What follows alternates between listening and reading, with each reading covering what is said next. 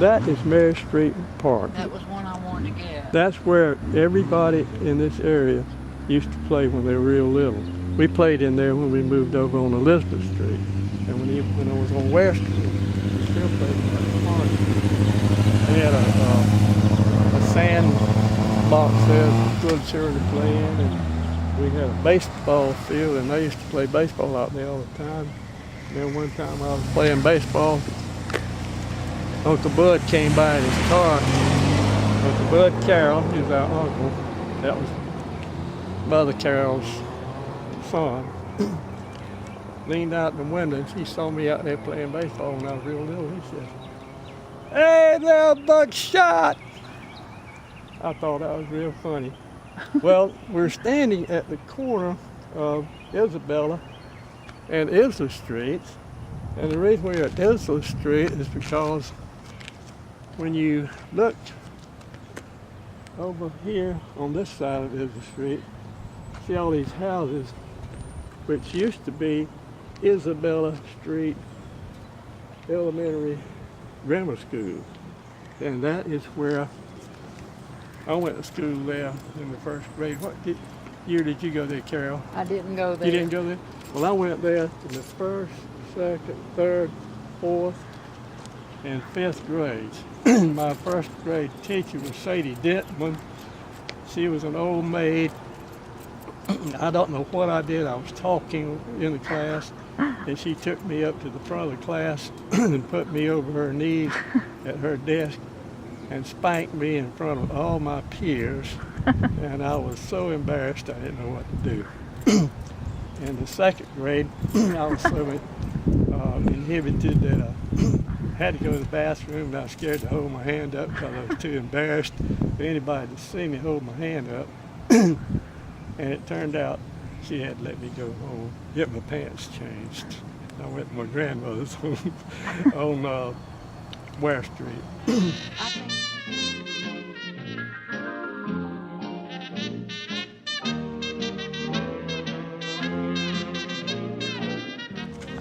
This is the house that I'm told that I was born in.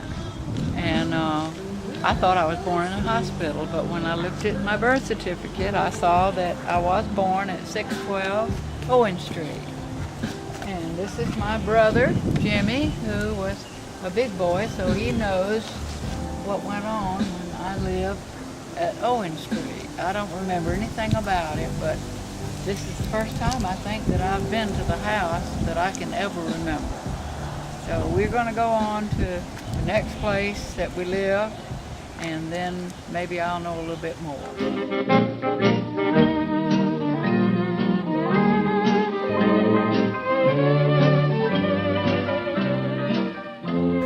This house, 603 West Street, I don't know exactly when it was built, but I think it was sometime before 1910. My grandmother, Carol's grandmother, was named Eva Solomon, and she was a teletype operator at a place called Abbeville Junction, which was a little place south of Montgomery, Alabama. And while she was there, she and her husband-to-be got acquainted somehow or another, and we called her Mother Carroll. She was a telegraph operator at this little junction. And when the train would come by, and her boyfriend was on there, and he was Edward Thornton Carroll, he would put a note with the mail on the mail catcher at the station, and they would write love notes back and forth, and the train would come to pick up her message back in too. And that's how they, what do you call it? Courted by mail, by messages from the train. And Jimmy and I used to come over here, and we would fight over who was going to stay at Mother Carroll's on which weekend. Sometimes we stayed together, and other times he would stay and I would stay. But as I got older, I would ride my bicycle over here, and I would bring my dog in the basket. His name was Fritz. And I'd put him in the basket, and I'd bring him over here, and I'd bring my roller skates. And the reason I wanted this street to be shown is because we used to skate up and down this street. We didn't have a lot of cars parked out here then, and we could just skate and skate and skate, and I really enjoyed it and had a wonderful time here, right here on this street. And when it would rain, the water would run down here and it would go into a drain there, and I would get out and just have the best time right here on the side of the street playing in the water, playing in the rain. You hear that train? That's what you always hear in Waycross. The railroad was not very far from this house, and the tramps, hobos, would get off the train. There's an alley in the back of the backyard of the house, and they would come up in that alley, and my grandmother would put food out on the porch. Oh. Mother Carroll did that? Yeah. Oh. Okay, this is Mary Street Park. I spent many wonderful hours here in this park, and I used to love to come down here and stand on the little bridge and watch the water here. I thought it was so pretty. And used to come and swing. Didn't have to have any chaperone, supervisors or anything. You could just, as a child, walk anywhere or do anything, and really didn't have to worry about anybody bothering you. And this was a favorite place to come, especially when I would spend the night with Mother Carroll and then walk down to the store to be with my mother and daddy, or ride my bicycle with Fritz. And that was what I can remember about Mary Street Park. I know we used to have Girl Scout meetings and Brownie Scout meetings here. I think I joined the Scouts, and we had a special service here in this park. Oh! Oh! I don't know how long it's been since I've been on a swing.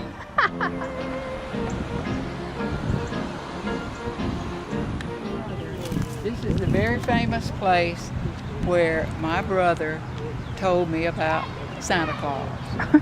And in the room there on the left, that was my mother and daddy's bedroom, and behind that was the room that Jimmy and I slept in, and there were folding doors that pulled in and out and went back into the wall.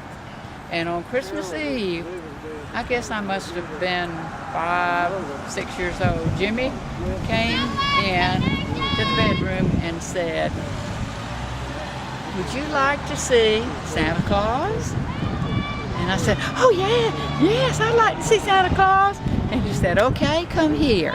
And he opened the door just a little bit, and there was Mother and Daddy bringing dolls and bicycles and all kind of things in. What a jerk. So that's how I was told that there was no Santa Claus. Wow. But I did pretend until about the 3rd grade that I believed. Were you shattered? Yes, I was, but he did it. He may not remember it. You might want to ask him if he remembers telling me this tale. But I do remember living there, and Uncle William and Aunt Pauline, my daddy's brother, and his wife and son Billy lived for a while upstairs in another apartment. So we had family there in the house. We didn't own the house, we just rented it. But that's what I remember about 901 Elizabeth Street. And I remember playing under the house in the dirt and playing with the ladybugs. And there was a ledge under the house, and you could crawl up on this ledge and hide, and nobody would know you were there, the way it was made up under the house. So I used to have fun getting under there and hiding. Across the street here where it says Pond View Fine Dining and Inn, that was where my daddy's first jewelry store was. He didn't have the whole building, he just had the part where it says open, closed, private dinner parties. And he must have had that maybe 3 or 4 years, I don't know exactly. But he became prosperous, and it was too small for him, so he moved over here to this location. And this is 612 Pendleton Street. He had this part over was his store, and I think there was a beauty shop and men's clothing shop or something over here. And this was during the close to the Second World War time, and then when the Second World War came along, he really got prosperous. Business got really good, so he expanded into this area over here. That was a bride shop and a gift shop where he had his china and silverware and all of that. So he was the big jeweler here in Waycross. And at night, they would have the diamonds and watches and things out displayed here, and people would go to the movies or walk downtown, and they would go and look at stuff in the windows, and then we would come down about 10 o'clock at night and take all the valuable things out of the window and put them in the safe and lock them up for the night. Then you'd have to come back in the morning and put it all back out. Together the moon is new, and oh, it's lovely to look at you tonight. Grandma used to sweep this sidewalk many times. Every day before she would go home from work, she would come out and sweep this sidewalk and the driveway. She always wanted everything to look perfect. She was a very good housekeeper.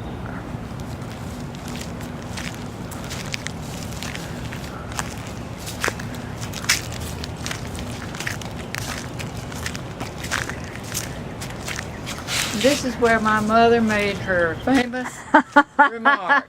Do it. Take it, take it, take it. Like this. Take it. Take it, Take it. take it, Take it. take it. She didn't like to have her picture made. She wasn't very happy. Reenacted by Carroll. By Carroll. This is my old home place from the 2nd grade on up to I got married and left Waycross. This is where I live. Now it's up for sale again, and there's the real estate lock, so we can't get in. But it's all grown up and bad looking. After Mother died, I owned the house for a while, and then I sold it to the lady next door, Lois Douglas. And now Lois is gone on, passed on, so I don't know who owns it now. Peas and cornbread? Peas and cornbread. But this was where I lived during elementary school and high school, and when I went to college and came home. This was it.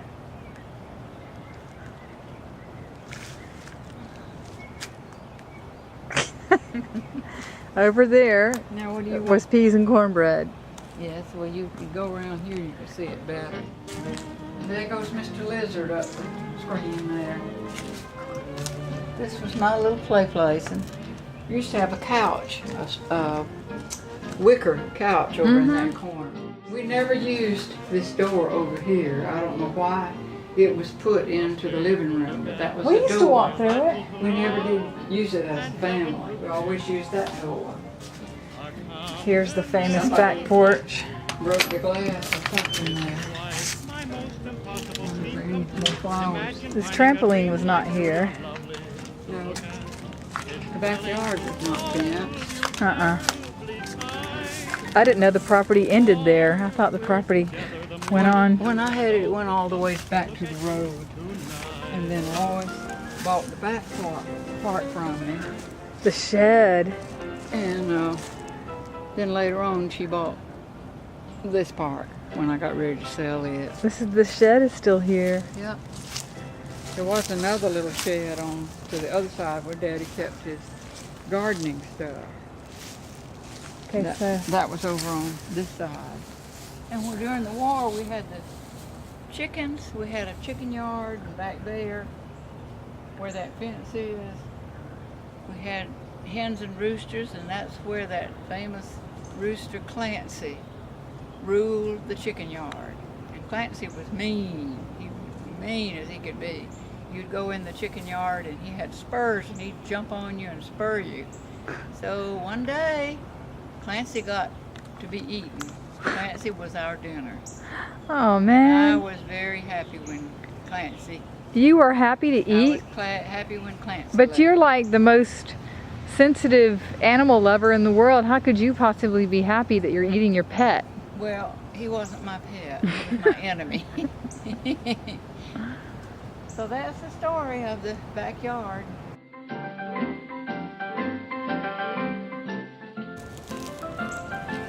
Oh my gosh.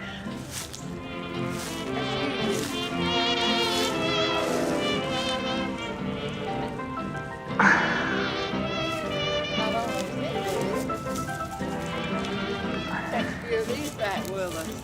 Wow. People pay for these in Atlanta. We could have us a little pine cone business. Yes, we could. You're gonna love this. Carroll and her pine Taking cones. the pine cones back to Atlanta. I bet Katie would like to have one. She just might. She might.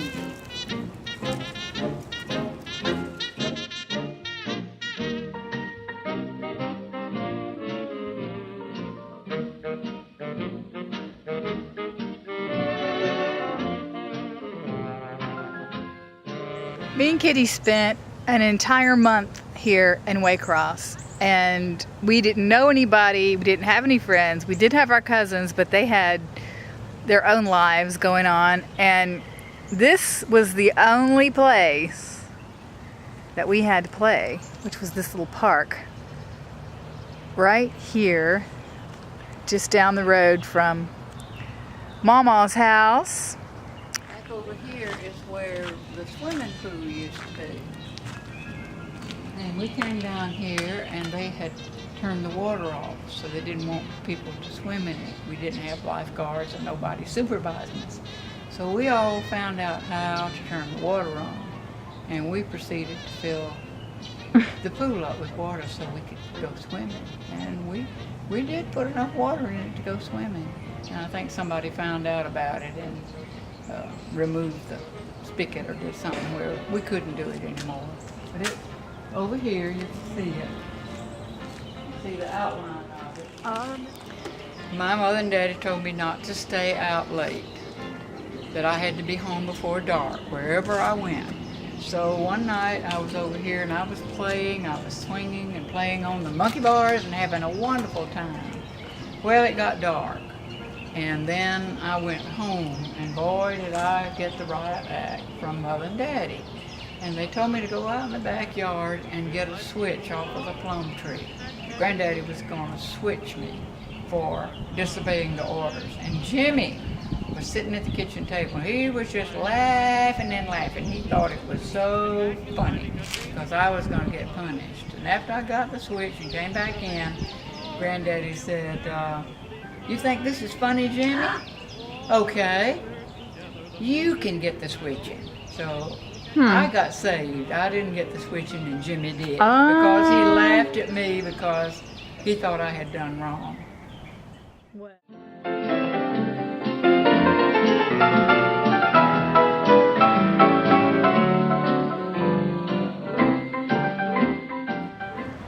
This is where the infamous balloon incident happened with my mom when she was a little girl, and she's going to tell us all about it.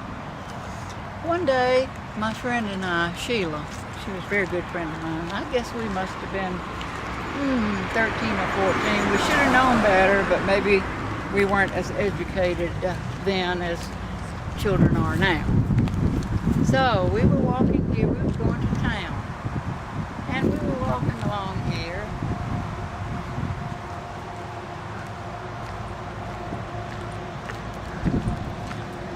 And being a good eye person, I was always spotting things out. And this is an example. This is not it, but an example. Over in the grass, I saw this little box. And I said, "Oh, I wonder what that is." So I went over, picked up the box. Sheila and I looked at it and said, "What is that?" Well, we opened up the box, and inside it, we saw these funny looking balloons. We didn't know what they were, and I'd never seen a balloon that looked like that before. So we took the balloons out, threw the box away, and proceeded to try to blow them up. Well, they had a big opening on the top, and they didn't seem to want to stretch. They were kind of rolled up, and when we would blow on them, they wouldn't get big. We tried and we tried and we tried. Finally, they started blowing up a little bit. So we walked on, we got on the other side of the underpass and started uptown. Well, one of my mother and daddy's best friends came by in their car, and they saw us walking along, blowing up these balloons. And they said, "Carol, what are you doing?" I said, "I found these balloons and I'm blowing them up." And they said, "Get in the car right now." So I'm walking to the store, get in the car. So we got in the car and she said, "Put those things in your pocket and go straight to your store and show your mother what you have and tell her to explain that to you." And of course, it was some condoms, and we did not know. And my mother was quite taken back and had to do a little explaining to me, even though I should have known at that age. I was So how rather- exactly did Mama explain to you? I don't remember how she explained, but she said that Why don't you go to a movie? that was something that we did not need to be bothered with. You don't need to worry about that, Carol. leave Just them alone. go to the movies. So that's what we did. We seemed to be the interest of Waycross. Mm-hmm. Oh, well, he's going to move his thing now. That's about where it was down there, where that guy is now, but I didn't want to go down there.